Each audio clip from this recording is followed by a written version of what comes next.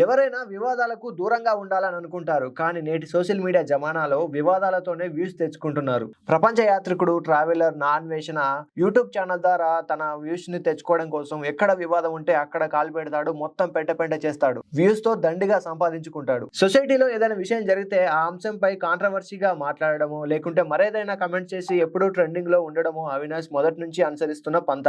ఆడవాళ్ల బట్టల మీద శివాజీ చేసిన కమెంట్స్ మొదలైన ఓ వివాదం తర్వాత చాలా మంది యూట్యూబర్స్ ఆ వివాదంపై మాట్లాడారు. శివాజీ కమెంట్స్ కి అనసూయ, చిన్మయ్, ప్రకాశ్ రాజ్ లాంటి వారు కౌంటర్స్ ఇయ్యగా ఈ వివాదంలోకి నాన్ వెజ్ వచ్చి చేయడమే ఇష్యూ మొత్తాన్ని డైవర్ట్ అయ్యేలాగా చేసింది. అవినాష్ సవ్యంగా విమర్శలు ప్రతి విమర్శలు చేస్తే సరిపోయేది, కానీ అలా చేస్తే అతడు అవినాష్ ఎందుకైతాడు? శివాజీని నానా బూతులతో హంగామా చేశాడు, అటు గరికపాటిని కూడా బూతులతో దాడి చేశాడు. అంతటితో ఆగకుండా హిందూ పురాణాలను, సీత, ద్రౌపదిలపై కూడా నోరు జారాడు. అవినాష్ ని ఇండియాకు తీసుకొచ్చి అరెస్ట్ చేయాలని చాలా చోట్ల కూడా చాలా హిందూ సంఘాలు కంప్లైంట్స్ కూడా ఇచ్చాయి. అయితే అవినాష్ ఓ మాస్టర్ గేమ్ ఆడాడు కావచ్చు, అప్పుడే విషయం ఓ మెయిన్ ట్రాక్ లోకి ఎక్కింది. అవినాష్ హిందూ దేవతలను విమర్శించడం పట్ల ఏజూడ్ అజయ్ అనే ఓ యూట్యూబర్ అవినాష్ ను విమర్శిస్తూ ఓ వీడియో చేశాడు. అయితే ఏజూడ్ వీడియోపై స్పందించిన అవినాష్ ఆ అజయ్ ఏజూడ్ కు వార్నింగ్ ఇస్తూ వీడియో డిలీట్ చేయాలంటూ గట్టిగా కౌంటర్ ఇచ్చాడు. దీంతో ఏజూడ్ తన ఫ్యామిలీ జోలికి రావద్దంటూ తన వీడియోని డిలీట్ చేస్తున్నానంటూ ఒక పోస్ట్ పెట్టి ఆ వీడియోని మొత్తానికి డిలీట్ చేశాడు. ఇలా అవినాష్ విమర్శలకు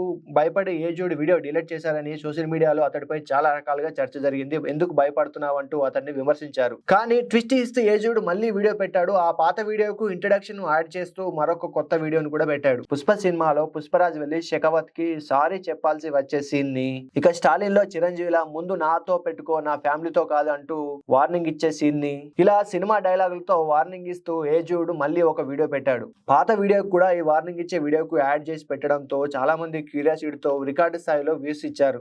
ఆ వీడియోకు మొదటి 24 గంటల్లోనే 2 మిలియన్లకు పైగా వ్యూస్ వచ్చాయి. గతంలో అలేఖ్య చిట్టిపికల్ సిస్టర్స్ ఓ కస్టమర్ ని తిట్టడంలో అన్వేష్ హస్తం కూడా ఉందని వారే స్వయంగా చెప్పారు. అయితే ఇక్కడ ఏజూడ్ విషయంలో కూడా అన్వేష్ గేమ్ ఆడుతున్నాడని, కావాలనే వివాదంలోకి ఏజూడ్ ని లాగానని సోషల్ మీడియాలో చర్చించుకుంటున్నారు.